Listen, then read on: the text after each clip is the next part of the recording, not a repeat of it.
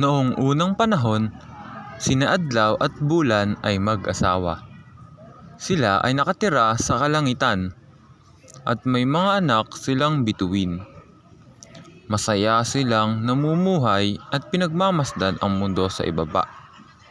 Araw-araw, pinagmamasdan ko ang mundo sa ibaba. Kay gandang liwanag ng ating sinag. Oo, mahal kong Adlaw, ngunit huwag tayong masyadong magliwanag.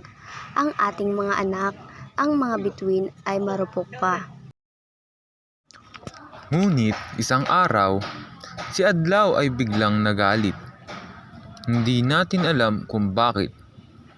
Dahil sa tindi ng kanyang damdamin, isang trahedya ang nangyari. Adlaw, mahal, magpakalma ka. Huwag mong hayaan kainin ka ng iyong galit.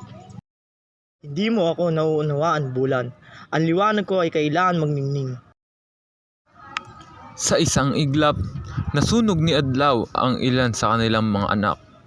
Ang mga bituin, nagimbal si Bulan at agad na lumayo. Hindi kita kayang makasama, Adlaw. Ang sakit ng ginawa mo.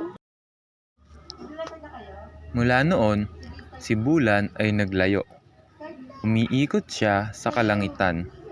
Palaging iniiwasan si Adlaw. At si Adlaw, sa kanyang pagkapighati, ay nagpatuloy nagpaglakad sa kalangitan ng nag-iisa.